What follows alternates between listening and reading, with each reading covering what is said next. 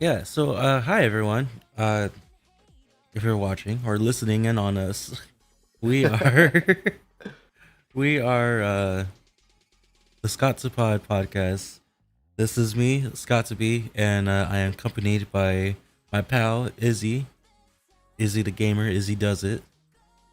What up, y'all? Yep, this is episode 4 now. It's Making progress. Yep, it's episode 4. Wow, look at us. I'm proud of us. We're being consistent.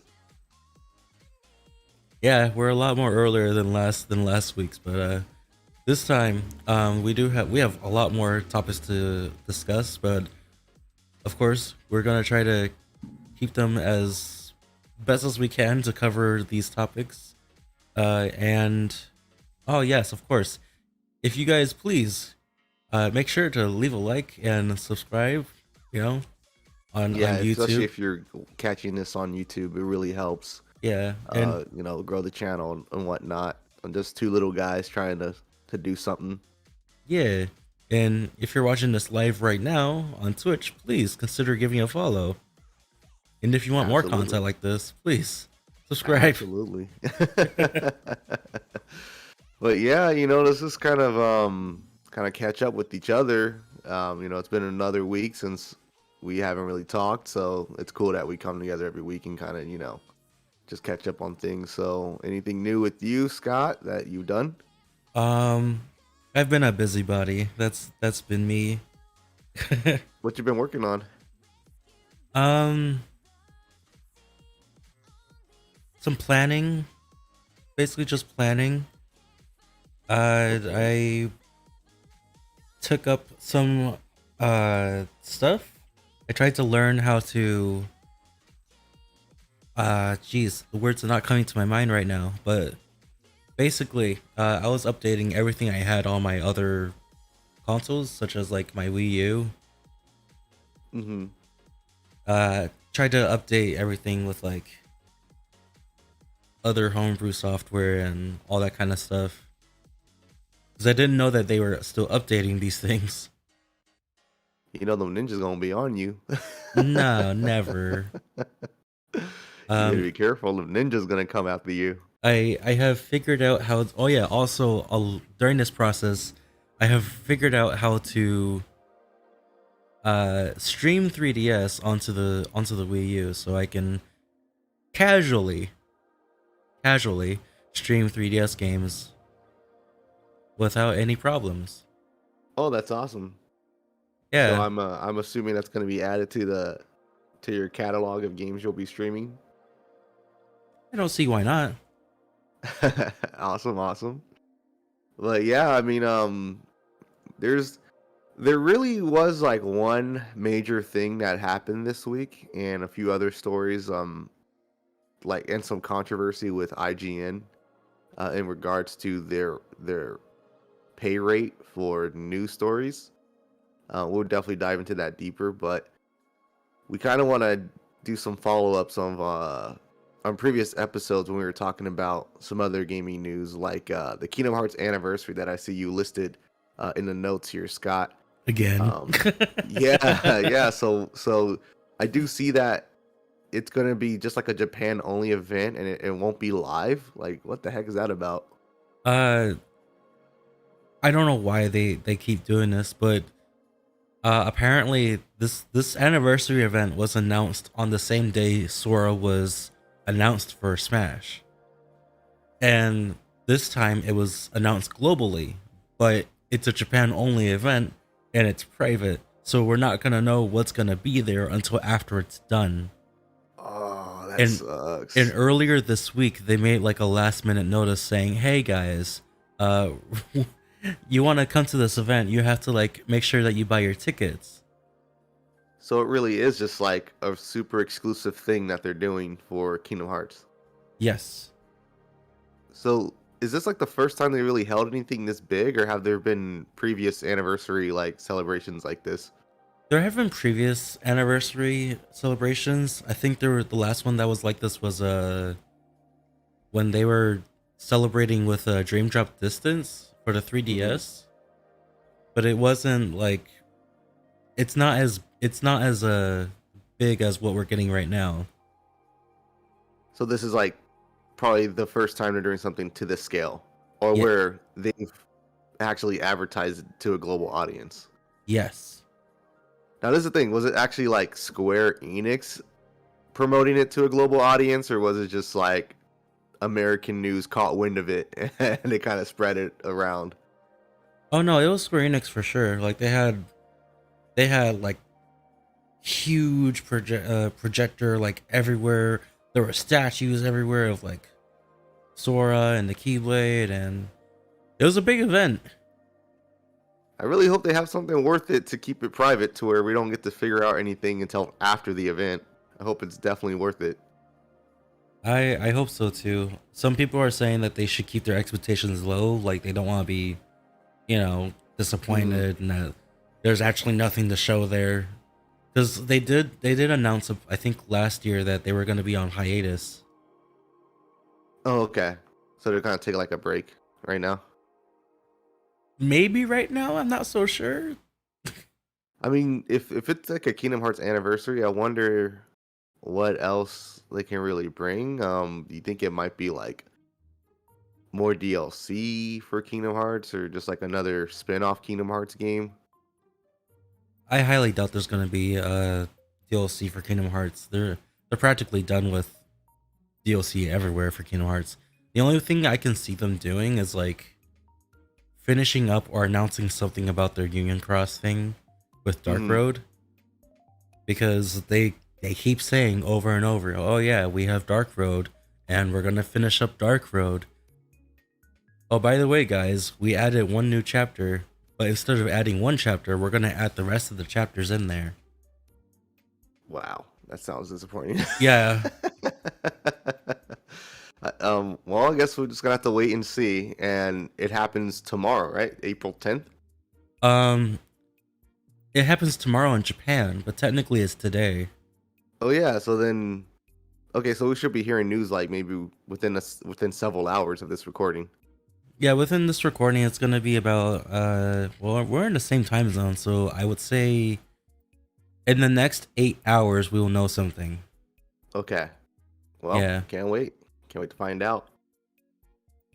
That's definitely something that I'm really interested in because I didn't even know like this Kingdom Hearts anniversary thing was being like hyped up to be that huge, and it sucks that like they got people interested at a global scale, and we We're can't not even watch it. Yeah, we don't know anything, and they're not going to tell us until like after it's done. It's going to Oh yeah, that's right.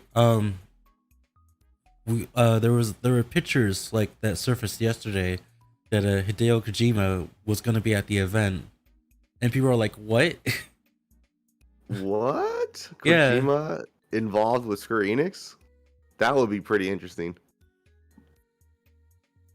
He'd probably Yeah. make like one of the wackiest games out there. And we thought like the Team Ninja Strangers of Paradise game was insane. Imagine what Kojima could do if he had creative license over a Final Fantasy property.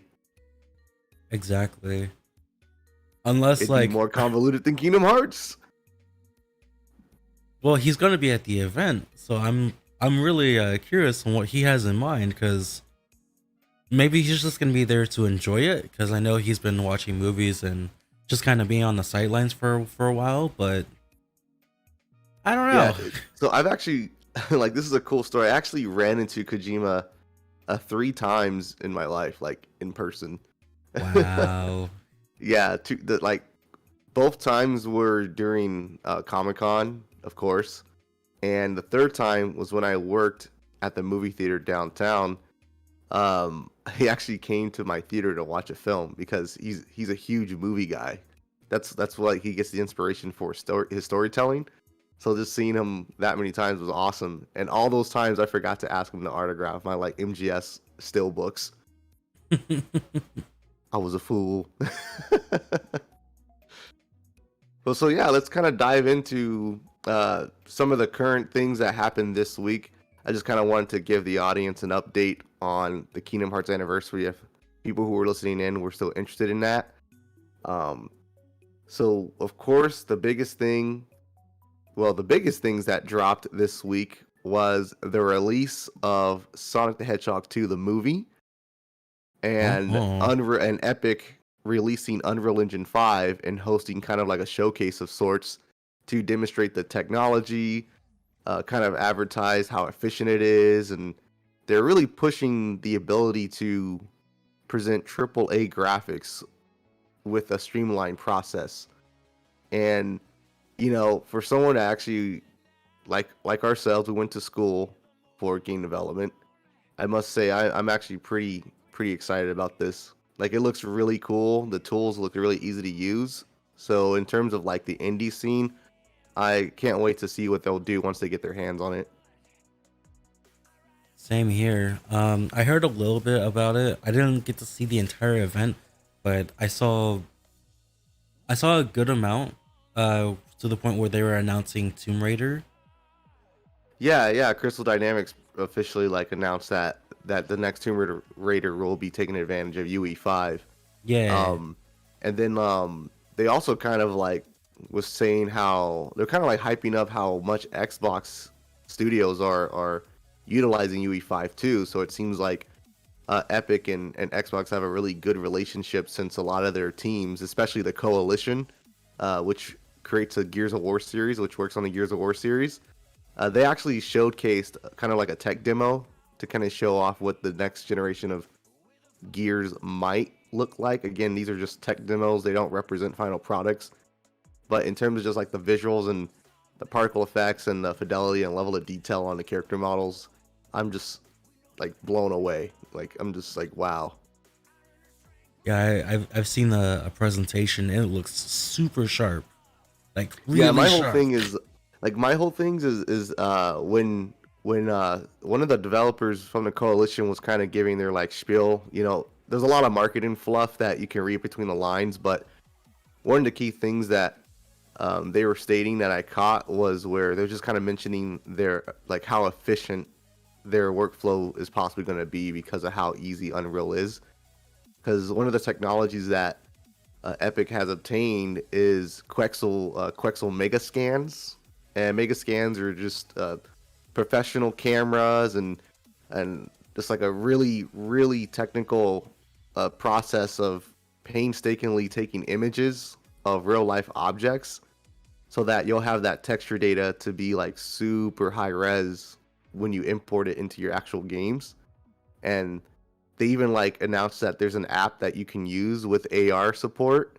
So you can like, for example, and the example they used was you can like scan your couch with the camera, and your couch will be imported as a model so that you can place it inside your game world. So that's just really cool because this really seems like they are making it incredibly easy to have like the visuals of like a big budget game with a very low barrier of entry of cost.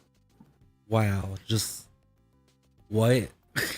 Yeah, What? because a lot of that stuff, like the mega scans, it's actually really hard to do because you need the proper equipment and the technical know-how to piece all that data together. So it's kind of cool that they're kind of just making like an open library to where if people just want to find like a high fidelity asset and place it into their games, they can do that. And just also having like that camera app, we'll still have to see how good the camera app really is, but if it kind of gets you somewhat there, I'm really looking forward to that.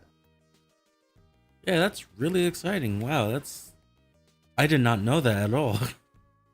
Yeah, it's pretty cool. I definitely would recommend, like, Scott, if you have the time, just kind of watching their presentation. And then like on the Unreal channel itself, they also have like developer briefings which go more in depth about like what they were talking about in terms of the technologies in UE5. Like in Unreal Engine 5, they're really like hyping up the mega scans like I mentioned. They're also hyping their new nanite uh like polygonal thing, like their nanite geometry system, which they're saying you can have millions upon millions of triangles, which gives you more like like pretty much no real like jaggy polygons. Things are gonna look really smooth, high asset level.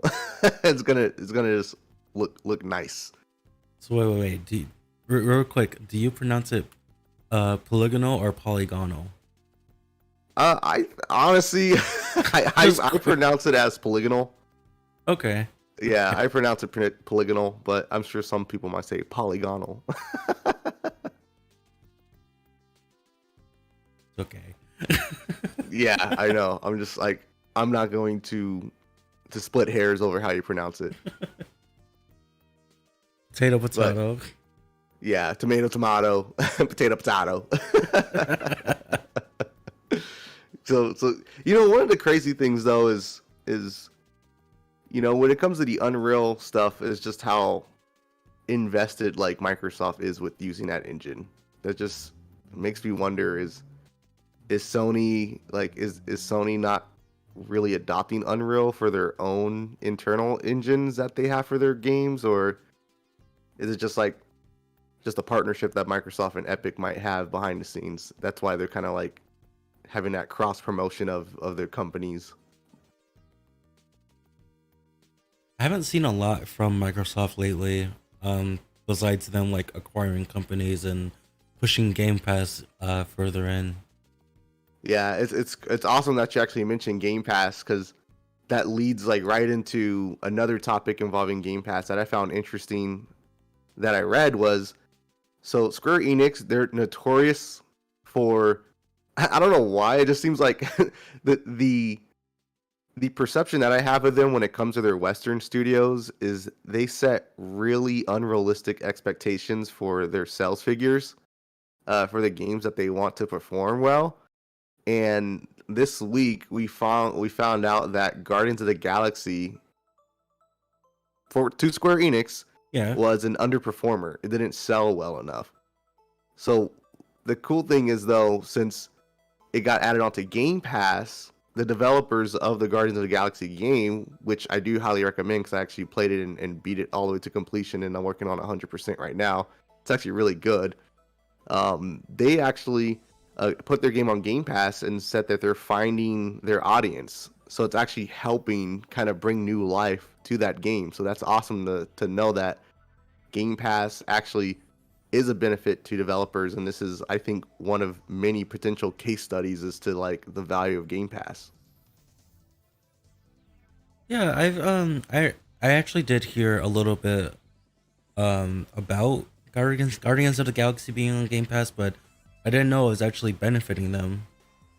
Yeah, because I'm pretty sure that when it comes to getting the games onto the Game Pass service, Microsoft, drops a bag like to the devs to kind of say, hey, we're gonna pay this amount of money to license the game on Game Pass for a few months, and it just kind of helps alleviate some of that stress, like I mentioned on the last episode too, where if I was a developer and I was kind of worried about losing everything when it came to a game that I've been working on for years, and I'm unsure of how the market's gonna fare. I'd be more than willing to make that deal with Microsoft, saying, "Hey, I'll put my game on Game Pass. You'll probably cover like the first month or two of sales, and I just think it benefits everyone. People get to try new stuff that they may not be interested in, and smaller developers or even bigger developers that might not feel completely confident in a product can see Game Pass as an alternative.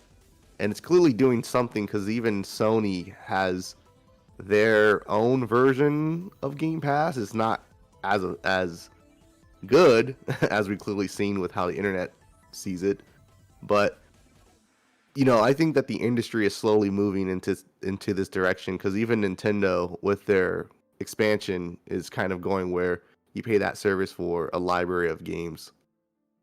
True, true.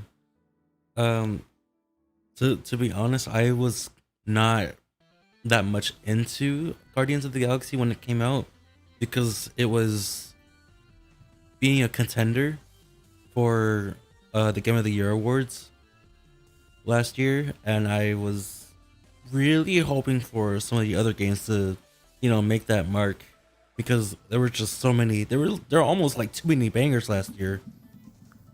Yeah, this year's looking like it's going to be a tough pick between Game of the Year also. Like I know Elden Ring is probably going. It's either between Elden Ring might take it, or some people are saying Horizon Forbidden West might take it. They're like some also people were like excited for Starfield, like they're wondering if Starfield might take it. Still don't know anything about that game, I might add. But this year has been pretty good for games also, and next year is gonna be even better because wow, like like Breath of the Wild Okay. 2 is gonna be next year. I think gamers have a really good couple years ahead of them. Yeah, very much so. Yeah, because I would say maybe like my game of the year so far from what I've played is probably Forbidden West, but I haven't played Elden Ring yet, and I am gonna pick it up, but I kind of want to take a break on really huge games. Like I'm not really in a hurry to sink another 100+ hours into another game right now. So I actually went back and I was kind of going through Sonic Adventure 2 again since I saw the movie this week, and I gotta say that's kind of like it's like a breath of fresh air, and it's kind of cool, like seeing how things are gonna play out for the next movie, and then going back to play older games and be like, oh, this is what they mentioned, oh, this is what they referenced. Hmm. Yeah, I know. I wasn't really playing anything in retrospect besides my earlier stream of Final Fantasy 6, but that's that's about it. But I am pretty excited for what we have next year. But I think it's a little too early to see what might be game of the year this year. I know we got Elden Ring and we have Horizon, but for the rest, I still want to see what we got coming up in the future. Yeah, because what has Nintendo released so far this year? I mean, I know they got Kirby, right? Kirby could be in. You think Kirby is a contender for Game of the Year? No, Oh but like dang, the slander. no. There's nothing wrong with Kirby. Actually, I think this is like one of the better Kirby games out there. It's just currently I don't know. I'm not too sure if it's gonna hold up to the competitors, obviously, to the other candidates. Some people are saying they don't want Kirby to go back to 2D. Some people are saying this should be Kirby from now on. I have heard of that. I will say don't sell Kirby short. No, I'm not selling Kirby short. I love Kirby. I mean, I play Kirby, but it's just I don't know. If Kirby does, then great. I would love Kirby to be nominated. It'd be almost the first time that I will see it. Yeah, because if Kirby gets Game of the Year, then Nintendo can finally release one of those ugly Game of the Year boxes that has the huge sticker on it.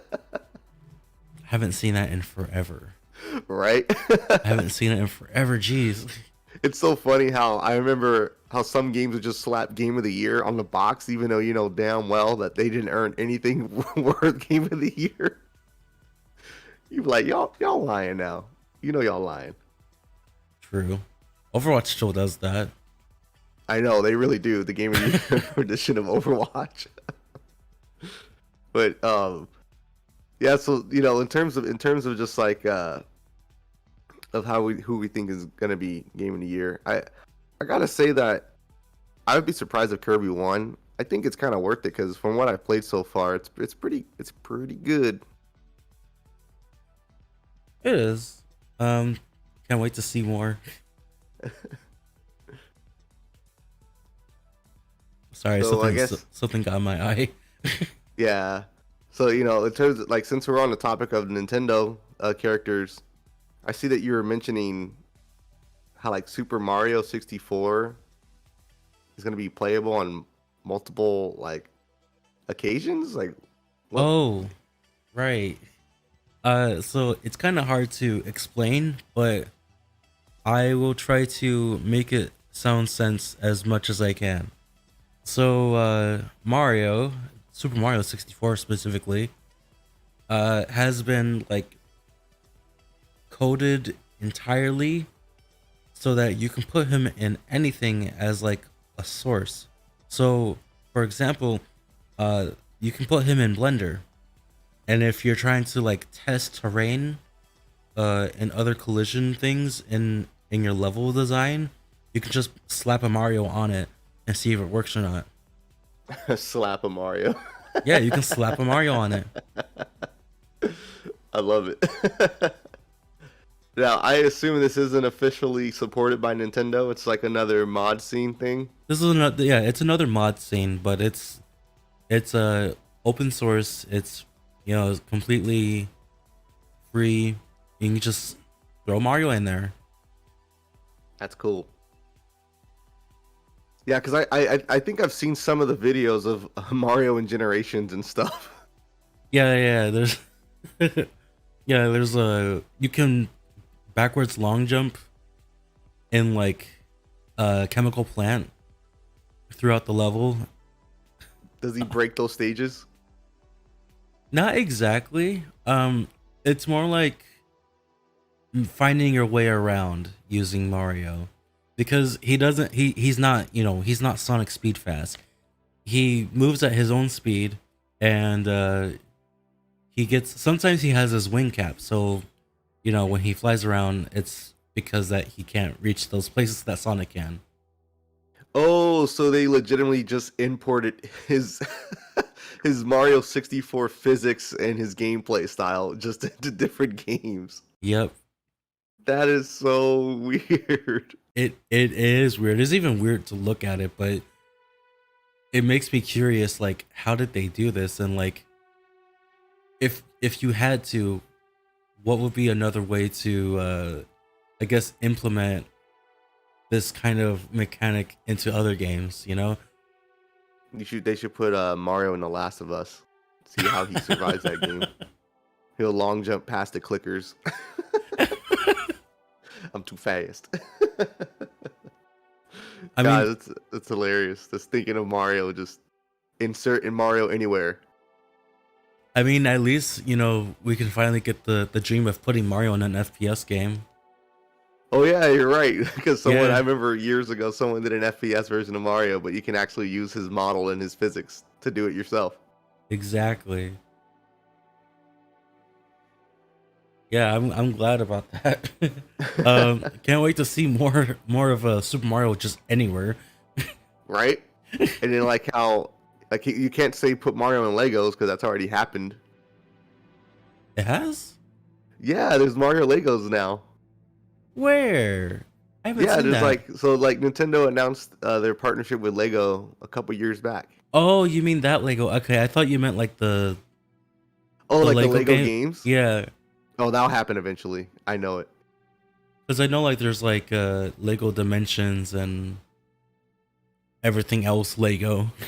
Yeah, if if Rabbids can have a partnership with Mario, I'm sure Nintendo would be more than willing to let the Lego company make a Lego game with Mario. I'd love to play that game actually.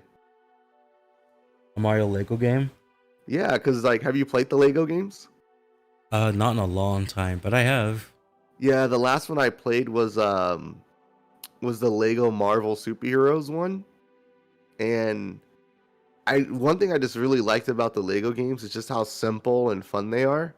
And I mean, they're not really challenging, but I love how they just have that like that simple couch co-op experience. And the Lego Marvel Superhero one had like an open world to it, and it was amazing just seeing an entire open world be split screen playable. I've always seen little clips of it, because the last time I played a Lego game was the Lego Star Wars. That was like Hmm. back on PS2 GameCube era. Oh, nice. Are you gonna get the latest one that just came out recently? I don't know. I don't know. I haven't really been big on Lego games in a while, but maybe one day. But one of them now has your boy Shulk. He do. He do be there. He do be feeling it. So was that like an Easter egg that they just put in in like the latest Lego Star Wars, like just for the hell of it? I think it is an Easter egg. Because nobody was expecting it. Nobody asked, and when I think it's like a party scene or something. But when you talk to one of the NPCs, you just see a guy dancing, and you hear a familiar voice, and he's saying that he's really feeling it. That's funny. That's just like what they. That's like a reference they did in the Sonic movie. They had a line that Sonic said, and it referenced Ben Schwartz, actor, in another show of what his character in that show said. So it's kind of cool how they kind of did a reference to both properties. Wow. Yeah, I like it. I like it when they do like an homage to what the actor's previous works were. That's pretty cool. Yeah, the weird thing is, it never started that way with Shulk saying I'm really feeling it. Um, Is cause this some Blurs Xenoverse deep lore? I mean, not really. I mean, I mean, it was just a line that Shulk casually said in Xenoblade, like when you're fighting, but in Smash it became a taunt, and he said it in like such a weird way that it became a meme. Yeah. Usually, if anything can be taunt spam, it's gonna become a meme. Oh yeah, Just like hands off my prey. exactly. Or when someone cuts it off with the down the down taunt, hands off my cock. I had down smash. Yeah, you guys know. You guys know what you're talking. You guys know what you're up Yeah, to. y'all know what y'all doing. Y'all naughty Falco mains. The sad part is I've actually seen clips of people like using it in a real match and it works. Yeah, it's amazing. It's like one of the happiest accidents. I really think Nintendo knew what they were doing. Or maybe the English localization, they were just like, let's just have that be an inside joke to us. Wow. Right? So moving on the list of topics here, we have. Did we talk about the IGN thing? No, not yet. No, not yet. Not yet. Yeah, the IGN thing is pretty. It's pretty spicy. I mean, I have like, I feel like I have a reasonable take on it. You know, the internet usually, especially Twitter, likes to make a big deal out of everything that might have some semblance of nefarious things to it. But yeah, you know, to kind of fill you guys in and you're listening, so IGN this week, one of their senior editors, Kate Bailey, she posted a tweet pretty much like doing like a like trying to hire writers, like freelance writers. And like reading the tweet verbatim, she says, IGN is looking for new freelancers to assist with the daily flow of stories in games, entertainment, tech, and science. $20 base rate per story, sliding scale for heavier reporting, DM with an introduction and portfolio for details. Yeah, so she's an IGN senior editor, and when people heard that IGN was only going to give like $20 per news story as a base rate, you know the internet lit on fire. Yeah. You know, you have some people saying that they'd rather get paid $20 to read each article. Some people are saying no wonder IGN's articles are trash because people are only spending 5 minutes to make $20. You know, but how I see it honestly is I don't really think, like, just like the industry in general, the gaming industry it's very secretive by nature, because when you have a game that you want to be made, you don't want it to be spoiled. So a lot of things are kind of like kept under wraps. And I think until today, a lot of people really didn't know how much freelancers would make if they wrote for a gaming website. So just kind of seeing IGN come out with $20, it's kind of like the first time that I feel gamers get a peek behind the curtain of how the writing process for news articles works for IGN. And, you know, the reason why I say that is because she states in the tweet that it's a $20 base rate, but there's a sliding scale for heavier reporting. So if you put more effort, IGN is willing to pay you more for your news story. So to And compensate, I see. yeah, and another thing too is, since it's $20, we don't really have a comparison unless another website has came out and kind of given their rates. Because it's just one of those things where, like, I kind of get it. Like, in a vacuum, $20 is just $20. Yeah. But like, kind of trying to be a little bit like rational about it and think of it like, I didn't know how much freelancers got paid until I read that story. So I was kind of like, whoa, that's it. And I just kind of took a second thought to it, and I was kind of, well, it is on a sliding scale, and they mentioned that they're willing to compensate if you put more effort into a new story. So they will kind of try to, give you something for your hard work. And it's per story, so most news stories shouldn't take any longer than like maybe like 15-20 minutes to type up. It depends on it depends on what they know.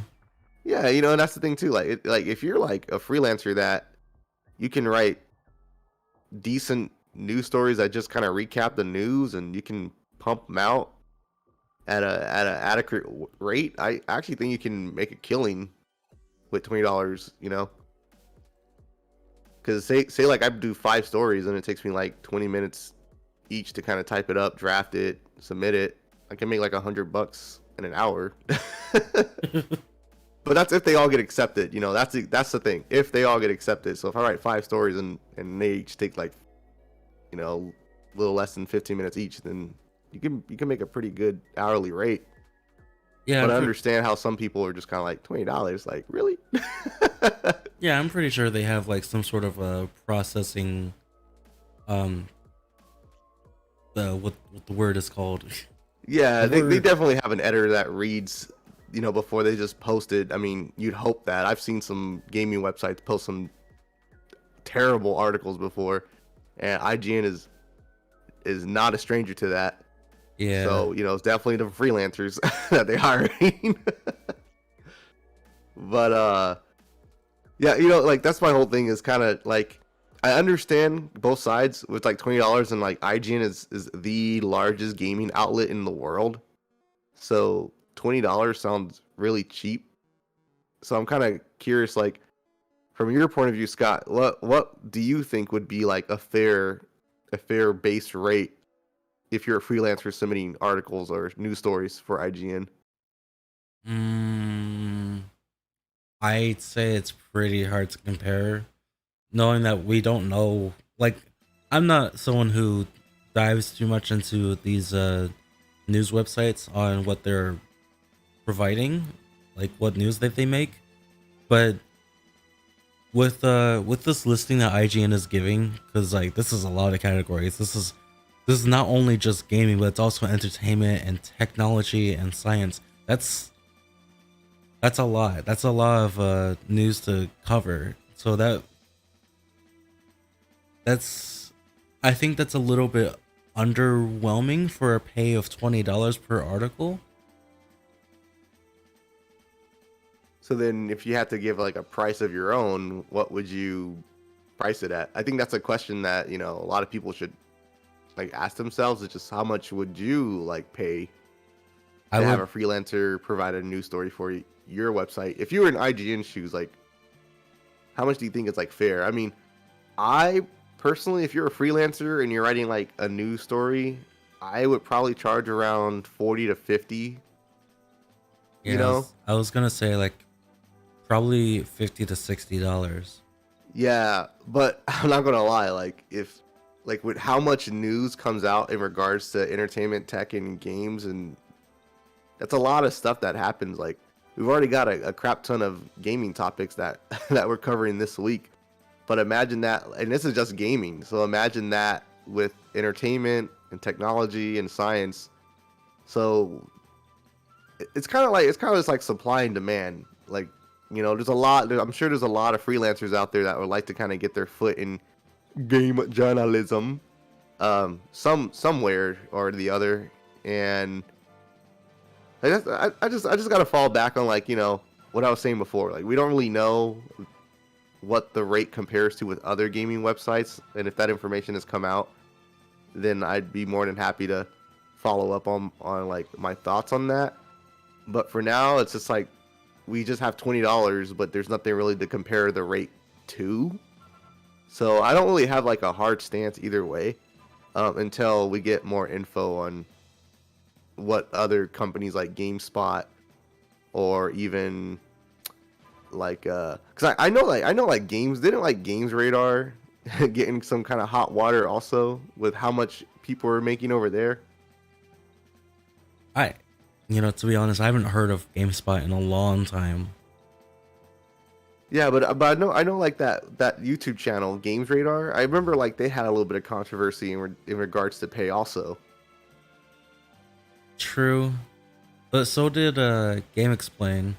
No, that's what I meant. My bad. Not Games Radar. Yeah, Game Explain. Thank you, Scott, for correcting me there. No, it's okay. Yeah, that's what I was trying to refer to. Yeah, Game Explain. So I know like they had a little bit of issues like in terms of how much people were getting paid.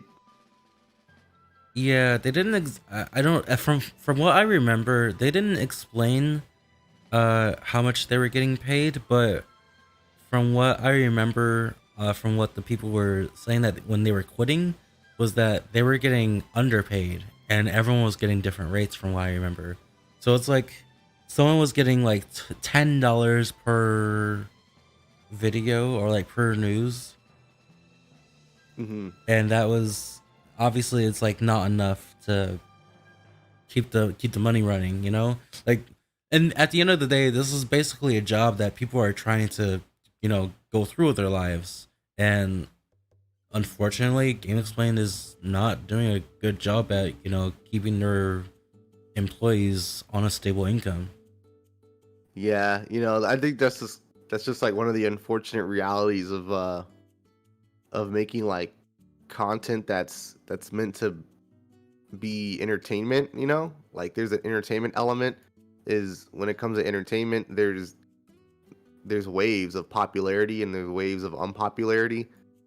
Like, I know that I was kind of watching this story about Epic Mealtime, like a YouTube video about how Epic Mealtime fell off, Mm-hmm. and even that channel took a nosedive, and you start seeing less and less of the cast that was like, I'd say, the golden years of Epic Mealtime, like, start to fall off because the production cost of producing an episode was starting to outweigh the revenue generated by a YouTube video. So it's kind of like they're starting to make videos just for free. And like it or not, like if people are making content on YouTube and they want to do it as like a full-time thing, creators will have to be compensated some way or the other. But I just think it's like a really crappy situation to be in for like Game Explain, and I feel bad for the people who quit and felt like they were getting underpaid. Well, you know what they do now, right? No, I have no idea how they followed up on that. No. No, what do they do now? Well, what they do now is they made their own team called Good Vibes Gaming. Actually, now that I mention it, a good friend of mine, Vash, shout outs to Vash if you're here. He was actually in one of their podcasts earlier. Oh, nice. Yeah. But they basically do almost the same thing that Game Explain does, except like they put their own little flair on it, and they also add in a little bit of a podcast as well. That's good. Yeah, I mean that's the one thing I gotta say, that like since this is like entertainment and it's content being made for people who are fans of like the personalities on the channel, it's like good to know that at least people can branch off and start their own thing and have some form of success. So I'm glad that the people who did quit Game Explain was able to continue on to something else with with their own way of doing things. Same here. I'm really glad about that. Yeah, now they don't have to eat baked beans for dinner. Baked beans and top ramen. They can they can afford meat now. But yeah, Yeah. that's just what my whole take on the IGN thing is I'm just gonna wait and see how the story develops, and if other companies start coming out with their own rates and IGN's looks like it's like the cheapest in the market, then it's like yeah, I'll join the let's dogpile on IGN. But for now, I'm just kind of like a wait and see approach. Yeah. But yeah, I'm not gonna lie. When I first heard that story though, like $20, I was like, what the hell? I was like, these some cheap mother. For real. I was like, no way in hell. Like at least pay me enough to buy a game, IGN. Right? You guys revolve around games. Yeah, your gaming website. I want to at least pay me enough to buy a AAA game. They said, nah, you only make enough to pay for Game Pass. But yeah, so that's pretty crazy that story came out because I just like I really can't wait to see if it develops into something more, you know? I really do hope so. Yeah, because I'm curious. Like now I'm like curious. Like I wonder if people are already like going through the process of like asking GameSpot and then like, yo, so how much do you pay for freelancers? IGN's offering 20. Why should I write for you? You know? Mm-hmm. I mean, we shall see. So I saw here that you listed down oh yeah, sorry about that, but to move on, I saw that you listed here Max Payne. Yeah, so Remedy announced that they are going to be remaking Max Payne 1 and 2, um, which is pretty sweet because so like Max Payne is a cult classic that a lot of people love. I'm not going to even cap. I know of the series, but I've never had a chance to play any Max Paynes. But I've slowly started becoming a fan of Remedy's games. I know Quantum Break is hit or miss with a lot of gamers, especially since it came out during the Xbox One generation, and that was all about TV, TV, TV. And Quantum Break had a TV element to it, so I understand why some people probably pass it up. But I was playing Quantum Break, and I found like it was a pretty a pretty good game. I'd say it was slightly above average, and I'm a huge like sci-fi guy, so if you have anything involving like time travel and it's kind of tied to some form of hard science, I'm definitely gonna be interested in it. Another game I played of them was Control.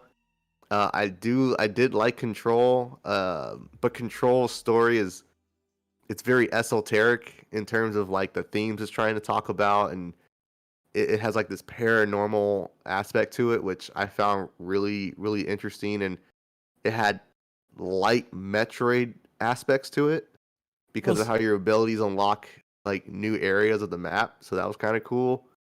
so that Um, Metroidvania kind of thing. yeah, like like very light though. I'm not trying to oversell Control as a Metroidvania or anything like that, but it had Right. very light Metroid inspirations where you're gated off of certain areas based on the abilities that you obtained.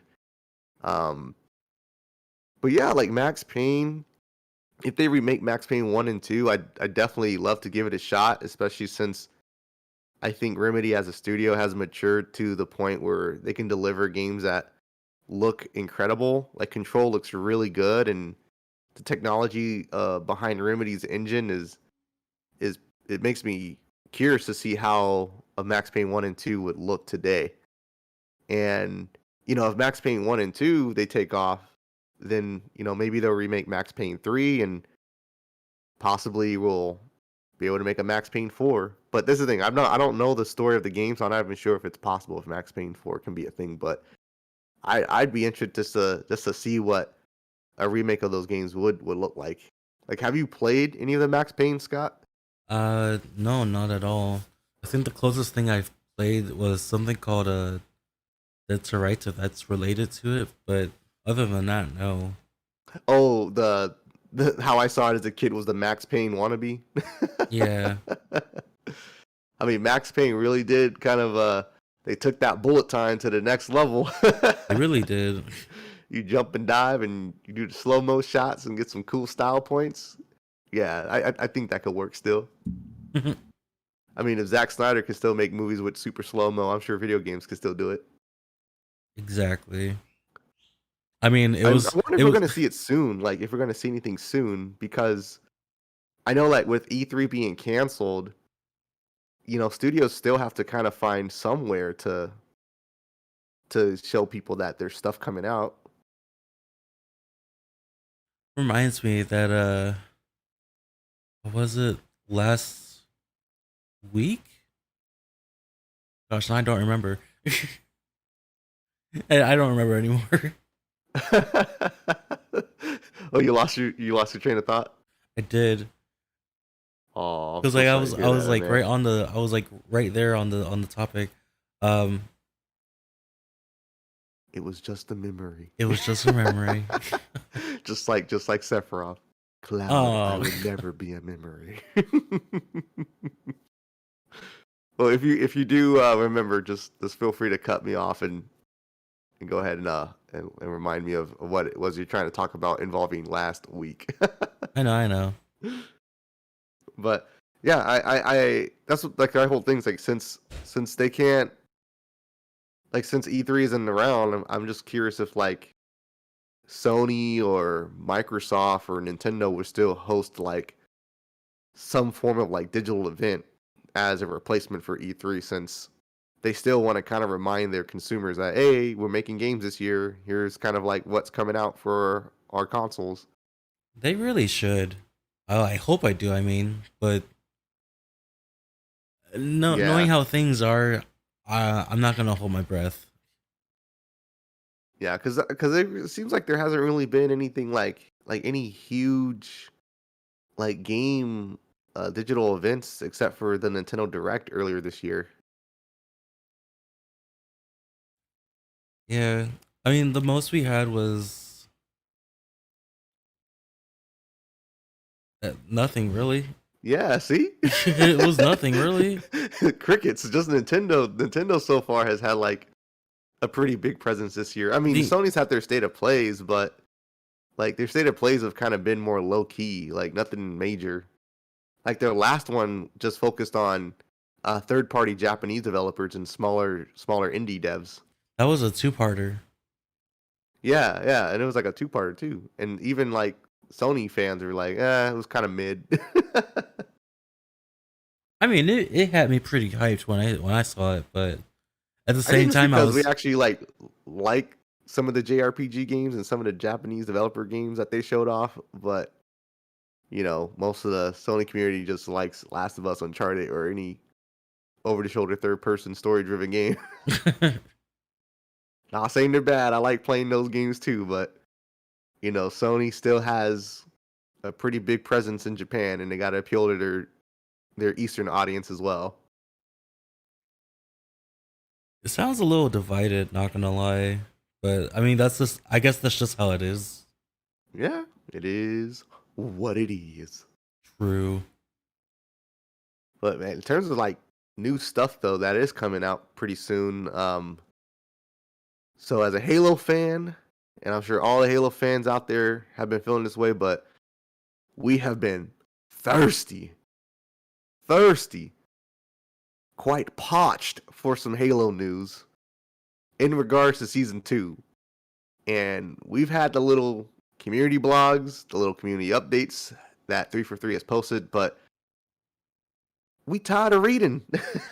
We want to see some gameplay. We want to see some new stuff that's coming to Halo. And they posted a small little teaser of season 2 dubbed Lone Wolves, which is going to release in May. But campaign co-op is still going to be slated for later in season 2. So that means it's probably going to fall around August that we're going to get Ouch. campaign co-op. That's a long time. Oh, I know. We still waiting.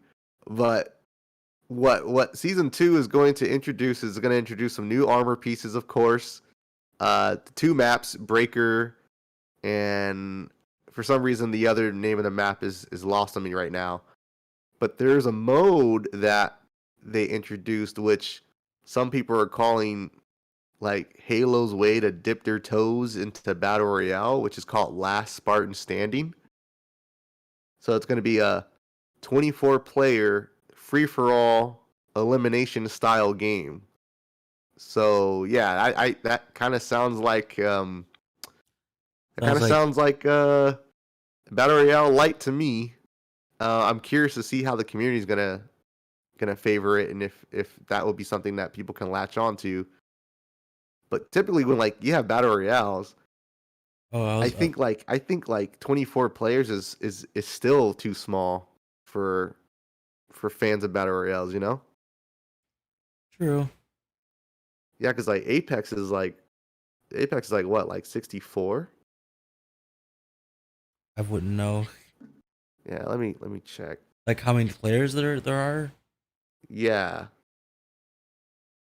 I never played Apex, so I don't know.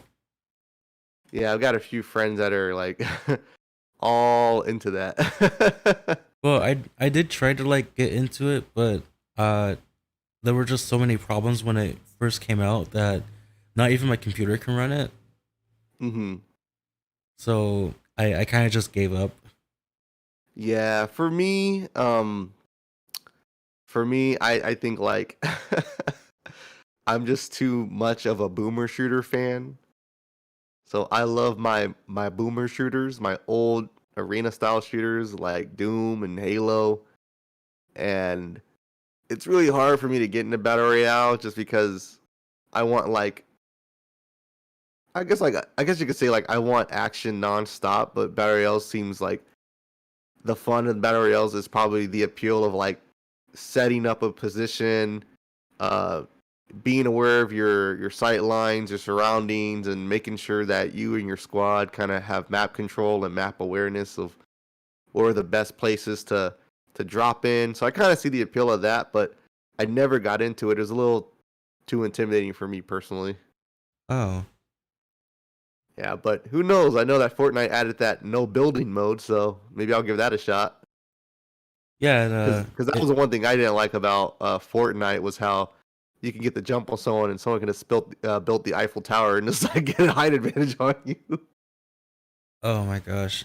To be honest, I was playing it pretty often because some friends kept asking me to keep playing it with them, and I got invested in it for a little bit. And when they added in no build mode, I actually started to like it a bit more, and it seemed it got really popular. So yay! Yeah, like no build mode. It does a great job of helping people that might not have the skill. Like I know building is a skill in Fortnite. Give like it kind of put them on an even playing field a little bit, you know? True. Or it made the barrier of entry less intimidating because when you see some high level Fortnite, like the building that people do is it's actually pretty amazing to watch. Like I understand why Fortnite has such a big following in terms of viewership because it is like you got to think really fast on the fly and know like how to make a sight line like out of nowhere. Like you legit build a new sight line. Yeah, there's even training maps just so in case like you're under attack and someone starts shooting you, you start building up the Eiffel Tower yourself. Yeah, yo, I don't need no help. I got these hands myself. Yeah, cause I'm just glad like Halo is gonna have something new come out. I mean, we've known about season 2 for months now, and it's just getting closer and closer. And I'm trying to be optimistic about it because just it's really easy being negative.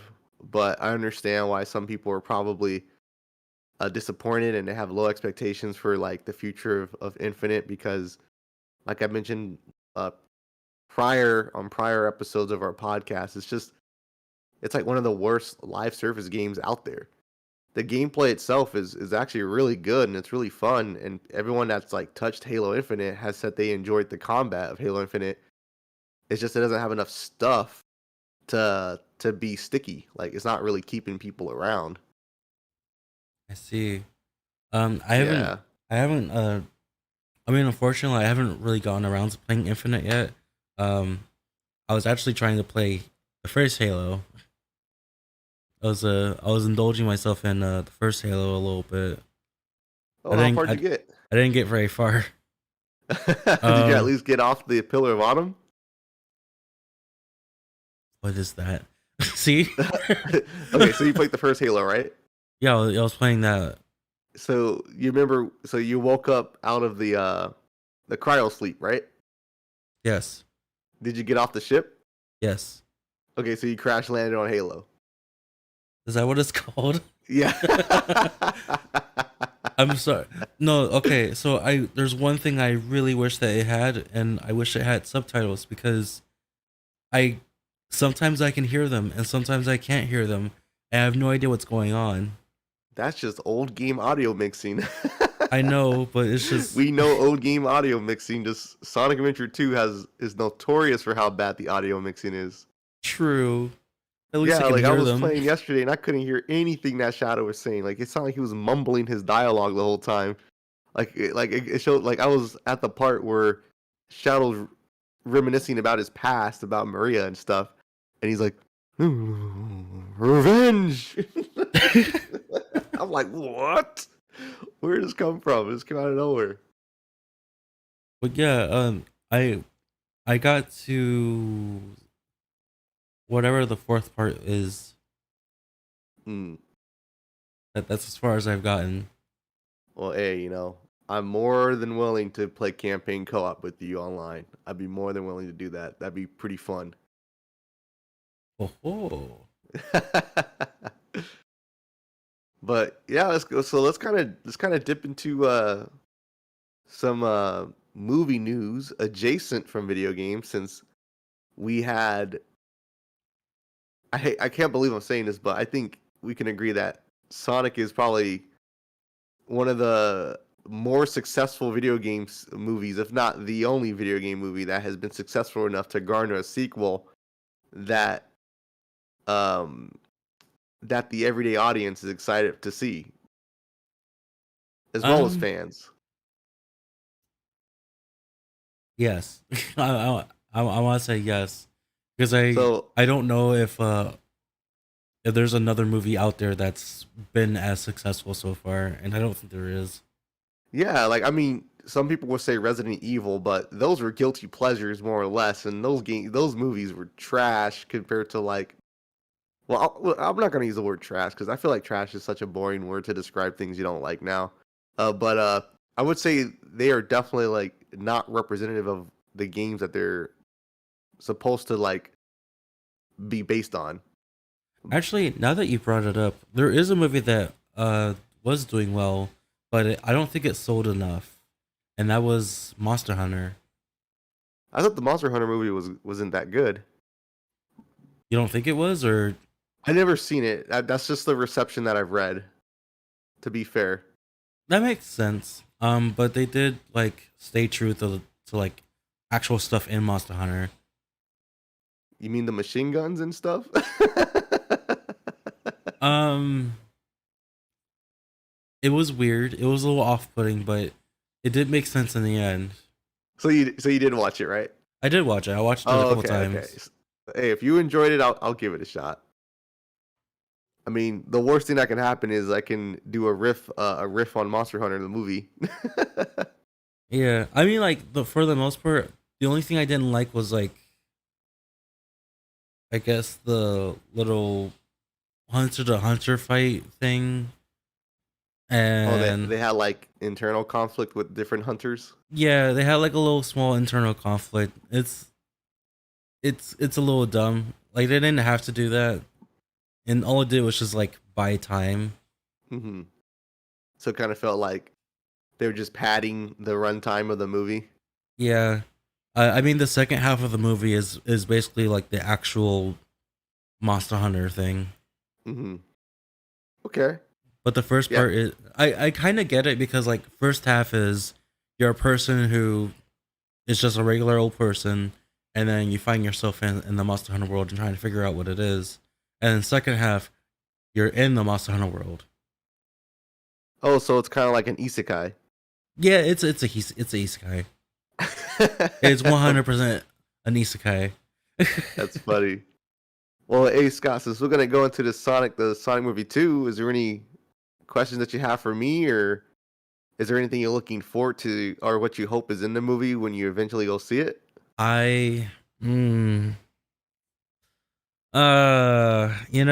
I just man, I'm doing my best to avoid spoilers, and the Yeah, most I saw it's the hard. It's tough in these streets. it is very tough.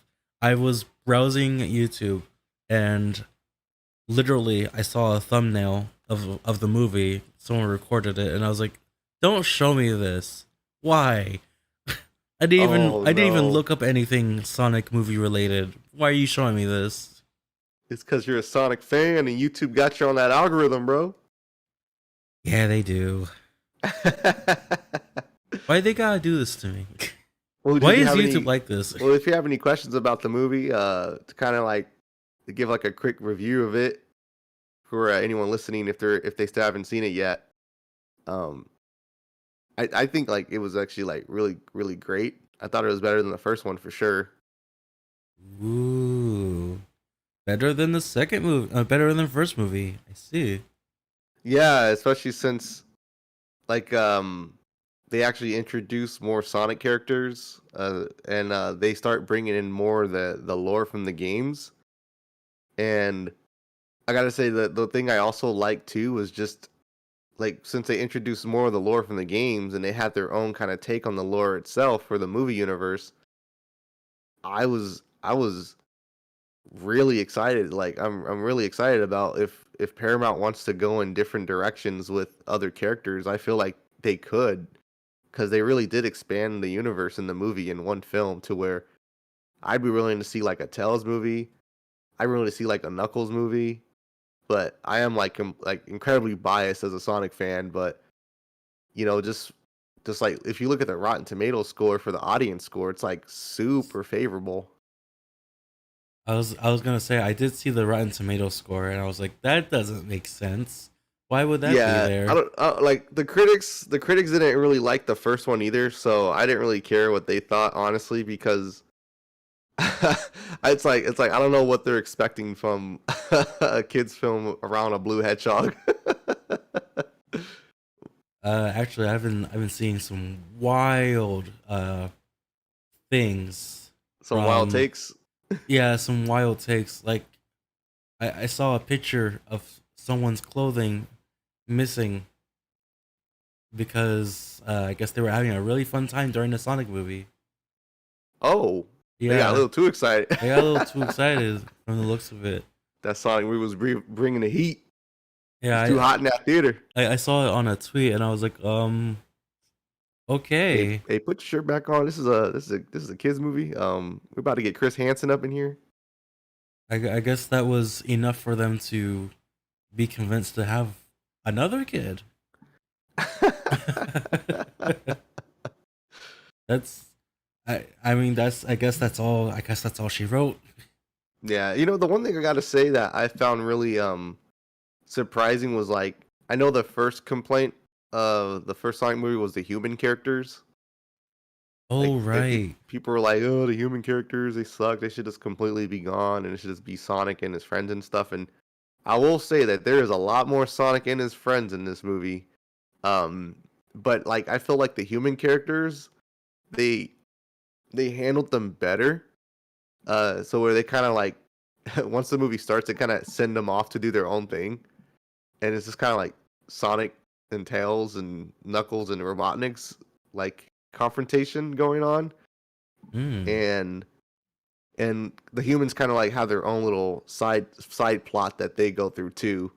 I will say like it is a kids movie, so there's still things that remind you that it's a kids film that even I found myself kind of like, I know this is in here just because of These little bastards.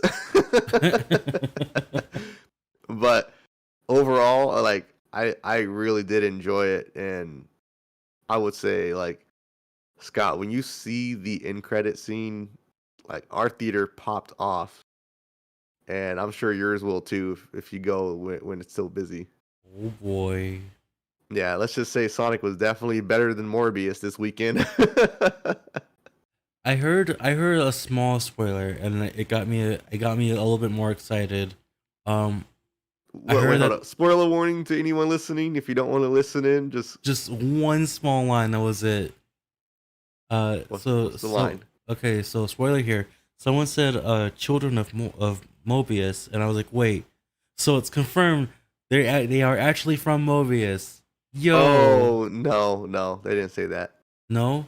I can confirm that didn't happen in the movie. No? No, no. They changed the lore of where someone came from, though. So like, so yeah, they kind of explain why Tails just showed up at the end of the first movie. I don't think the explanation was good, but it's an explanation of why Tails knows about Sonic and all the stuff that happened. I see. Well, I guess I have no choice but to watch it and see for Yes, myself. yes, I can't wait. You definitely should see it. Like I said, if you're free tomorrow, we could definitely catch a showing, or we can even catch a showing tonight if you want to. Oh, I really want to see the movie, but I gotta say, man, I think it's even better than Sonic OVA.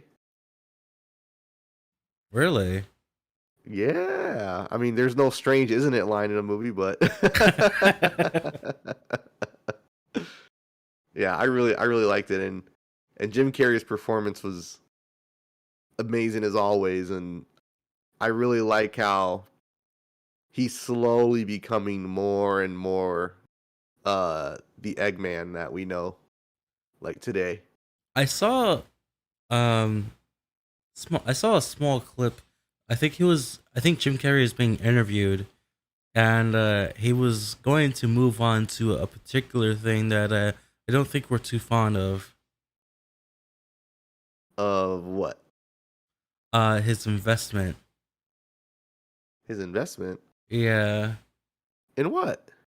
So he brought up in a small video saying that he was going to be investing in, starts with an N and ends with a T. No, he's not gonna be investing in no NFTs. Um,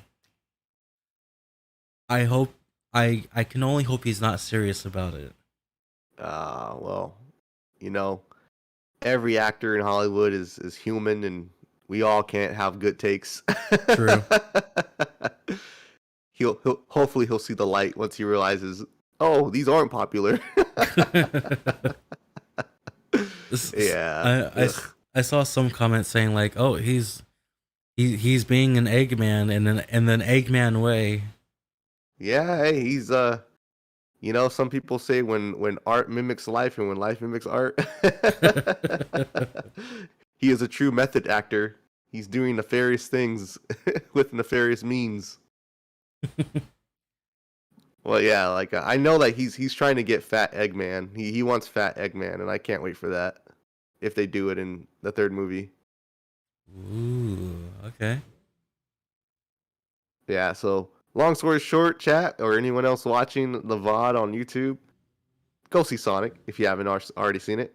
It's great, and I think it's funny how like Sonic's games have been Sonic has been an up and down franchise for a long time, and it's like it's one of the first video game movies to be successful. I mean, maybe it's for the best since that like the lore in Sonic has been so inconsistent, but yet sometimes consistent. Yeah, I think that's what helps it like to where like since the lore in Sonic hasn't really been since the continuity hasn't really been like it's not concrete. So different takes on Sonic, like I feel like we've already gotten accustomed to it. Like it's not strange for us to see like Sega do something completely different with Sonic because they've been doing that all the time. Yeah. So it's just like, oh, cool. This is just movie Sonic, just like how there's classic Sonic and there's modern Sonic. It's just like a different Sonic. Yeah, I think in the mobile game, the Sonic Forces speed battle thing, they called it Teen Sonic. Yeah, We don't Teen have a Sonic, Teen Sonic. even though that's modern Sonic, but Yeah. who knows, right? Yeah. I'm kind of curious what we're gonna do in the future for Sonic, especially with the movies. Recently, I think yesterday or the day before, I read that Ian Flynn has explained that Team Dark is not a thing. Yeah, canonically it's not. That's so weird. I know, it's just like weird lore stuff that they're just dropping now. It's like, what? Why'd you retcon that? It makes no Yeah, because sense to like me. I guess like Team Dark was just a name that was catchy for heroes and that's it, but they're not like an official team name. Then explain Sonic 06 and Sonic Adventure 2. They're just edgy people that like to be together. They're just they're just people who are angry in the moment. Yeah, they're edgy. They can complete a triangle. That's how edgy they are. But yeah, I'm just excited, like of where they're gonna take the series. And like I said, that end credit is definitely opens the doors for a lot of cool stuff to come. That's all I gotta say. Oh, man, you're making me so excited. You have no idea. Yeah, you really should, man. You should. You should go see it ASAP. But I think we're actually almost done covering all the topics here. The only thing that I see that's left on our list is something about Meta Knight's Revenge winning a Grammy. Is that like a fan soundtrack or something? This is a thing. So I believe it was a year ago or maybe 2 years ago. But it was briefly mentioned that Meta Knight's Revenge was nominated for a Grammy, and it was kind of out of nowhere because, well, video game music isn't usually mentioned in Grammys. And Yeah, that is like something new. I was actually surprised when I read that headline.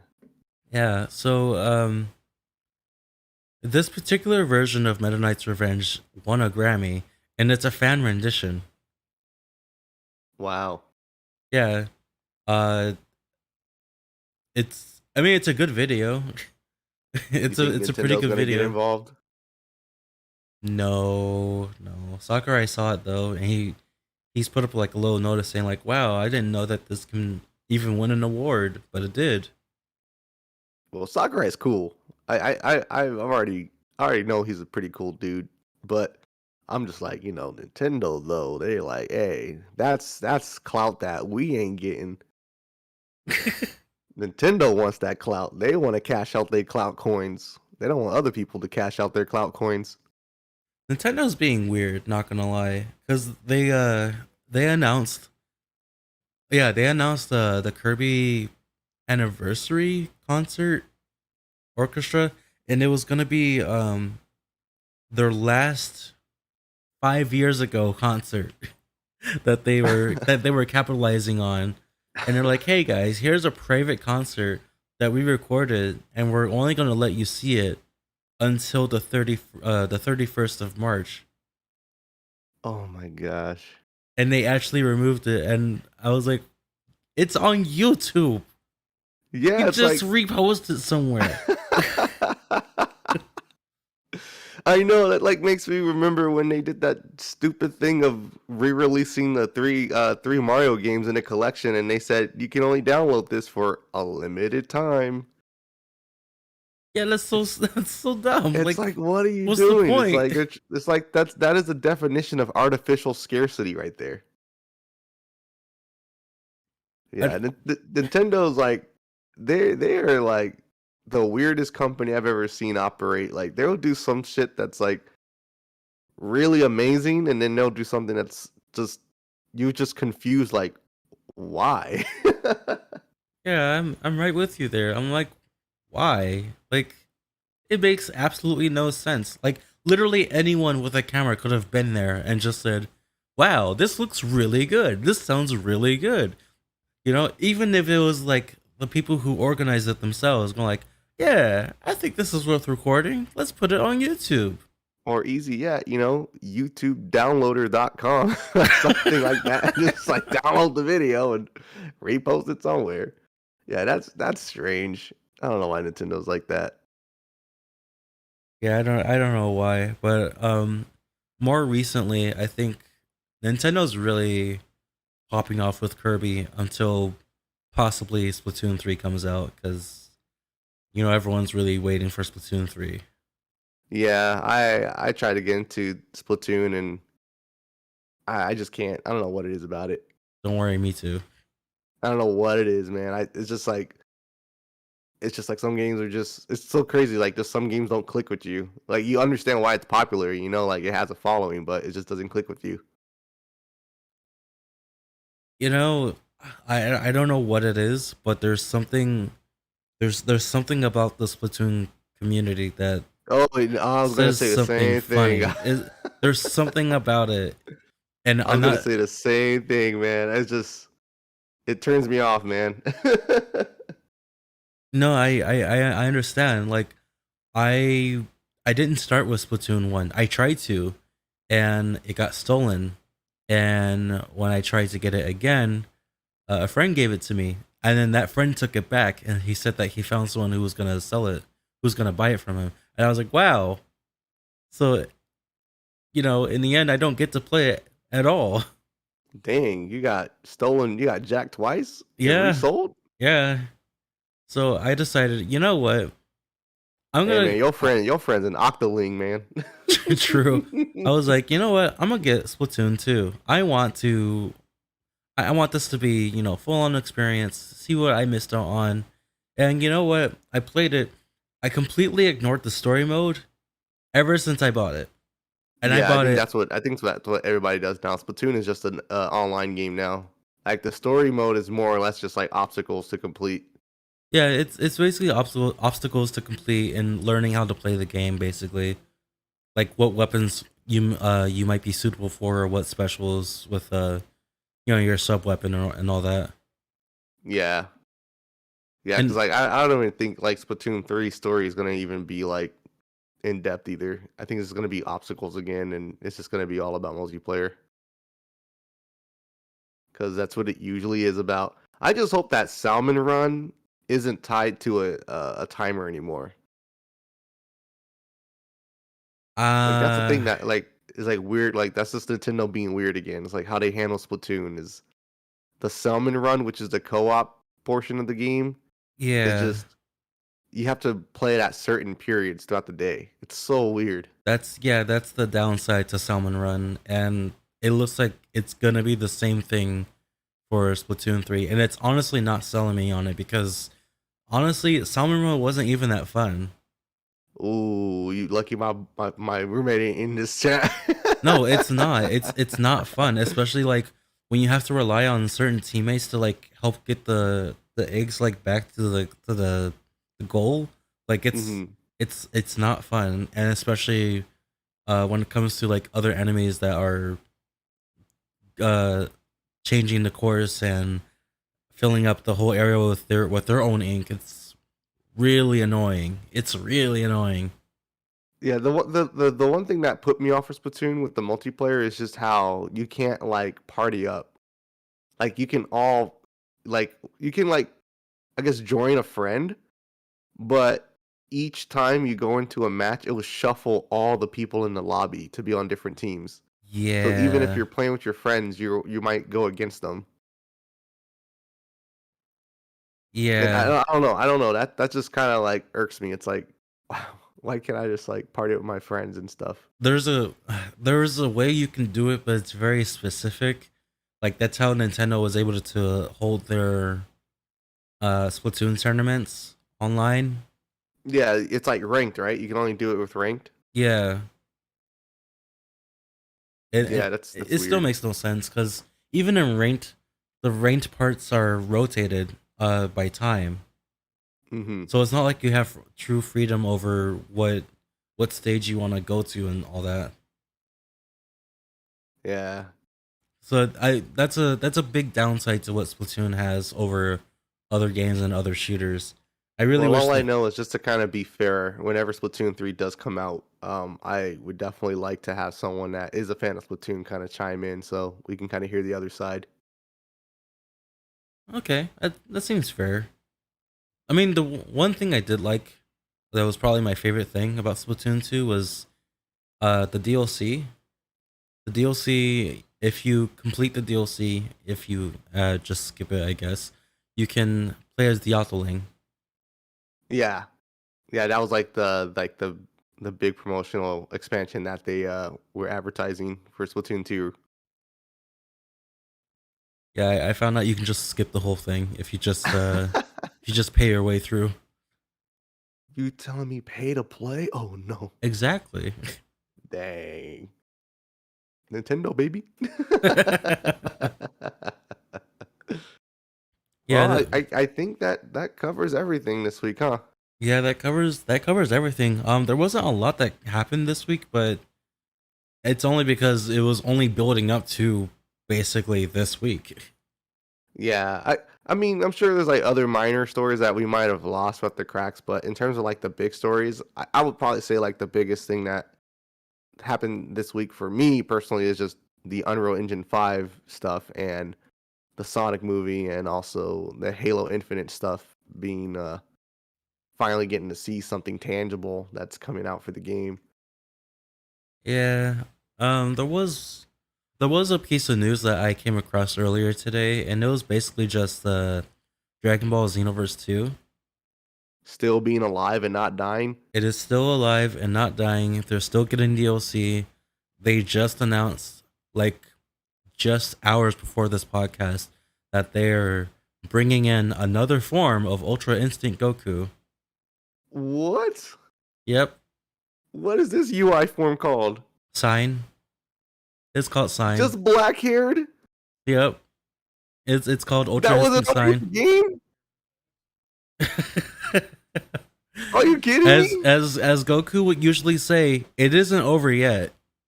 Oh my goodness. These people at Bandai are just, gosh, that cow's tit is so sore from being milked for so long. Oh my goodness.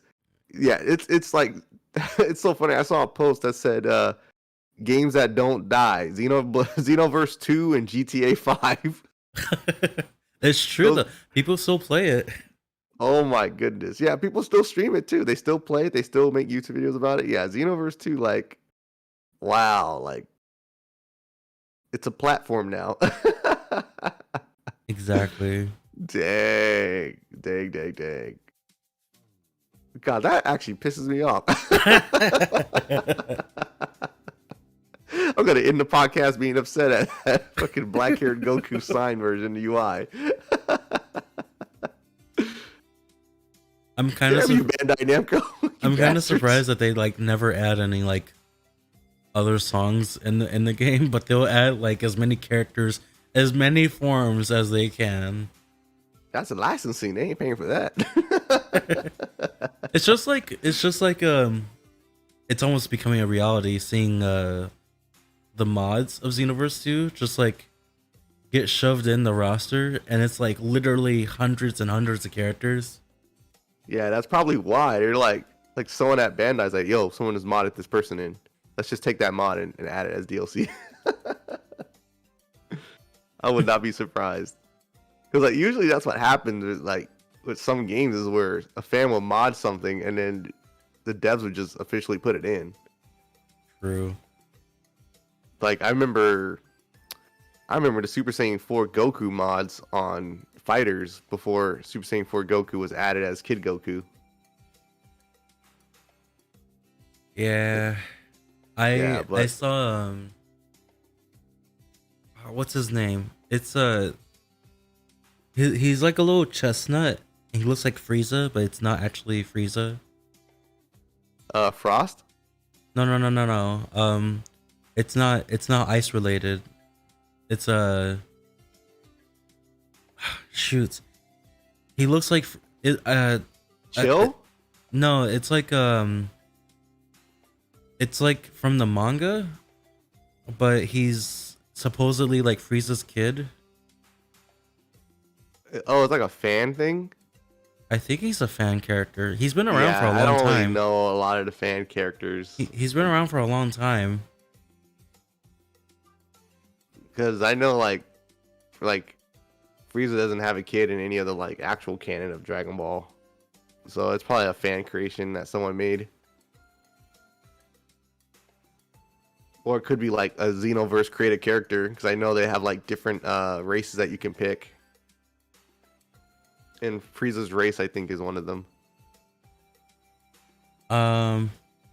Oh, his name is Kuriza. Yeah, I'm a pass on that.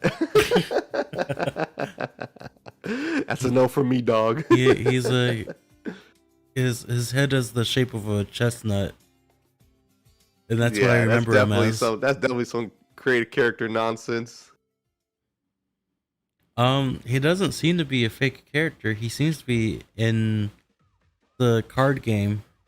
Oh, of course he is. Dragon Ball Super. Okay, so it says that he's appeared in Dragon Ball Z Budokai 2, Dragon Ball Heroes, and the card game Heroes World Mission. Yeah, so he's just like video game. He's video game lore. Yeah. That's funny. Kuriza. Oh, that's disgusting. I knew. I'm looking at him now, and yeah, I'm starting to remember this chestnut headed ass guy. That's what I remember him by. Like he's the shape of a chestnut. Yeah. That's funny, man. But yeah, that's like the most news I've gotten. Like that's all I got. I implemented one new thing on my channel here. I want to see if you can figure it out. Oh man, that's just silly. I still think it's super silly. So all in all, I added a new feature. Not really a new feature, but I think people will enjoy it. So I've added this new feature in my channel points. If you redeem it, you'll hear something. You hear something. Yeah, you can hear something if you redeem it. Let's see.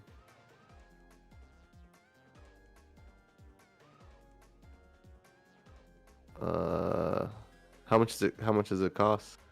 Some of them range from either 50 points to 1,000 points. How do I know which ones are audible? They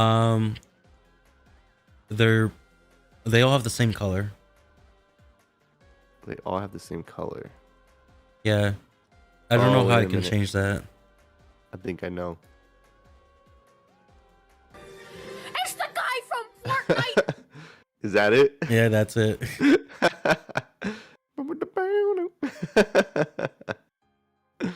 That's funny. Yeah, so Yeah, I you're gonna have. have to teach me how to make this stuff because I'm like I'm Twitch illiterate. This is from a website called Blurp. I'm pretty sure there's other sites that do this as well. But basically, you link your account to said website, and this said website that I'm using already has these set up, and I believe it's copyright free. So, Good. So have a way at it. Okay, yeah, 'cause that's what kind of seems like. It's just like it seems like Twitch is like just about learning how to find like widgets that are web based, like web apps and stuff. Oh yeah, there's a lot of extensions and a lot of configuration you can do with Twitch. It's just depends on what you're trying to aim, what your Twitch is about. Oh, cool. Well, I'm sure, I'm just going to tell the people who made it this far, thank you for tuning in. If I appear to be a little bit more low energy, I do apologize. I didn't get any sleep yet after working my grave shift, so I pretty much have been up for almost 24 hours now. Yikes. But yeah, I just want to say thank you guys for tuning in. Next week, hopefully I am more energized. I would definitely drink a Red Bull or some coffee or whatever beforehand. But Scott, I would say it's been another good episode with you. I'm glad we're on episode 4. Keep it going, keep it rocking. We're gonna do it. And I just want to say thank you to anyone who's either watching this via Twitch or checking out the upload on YouTube. Yeah, of course. And don't forget, this will be uploaded onto YouTube, and I'll probably be editing this. Probably like not as much, but you know, this will be uploaded on my channel, Scott2pod on YouTube. And if you want to see more of these, make sure that you're subscribed to the channel. And if you want to, you know, if you like them, please like it. Yeah, and feel free to reach out to Scott's Twitter or Discord and give us some feedback. We definitely appreciate it. Yeah, my Discord is usually on my Twitch, but I can always throw in my Discord invite, and of course, without we can always welcome more people if you are interested in being part of our podcast. Definitely. Izzy, may you speak what your social medias are? Yeah, just follow me at Izzy Does It on Twitter. YouTube is IzziTheGamer and Twitch is Izzy Does It. Yeah, it's been great. Have another episode, but I'm going to take my ass to sleep. Okie dokie. Good night, good morning, wherever you are in the world. Peace out, y'all. Yeah. All right, you guys. Thank you very much for watching. We'll see you guys next time. All right. Peace. See ya.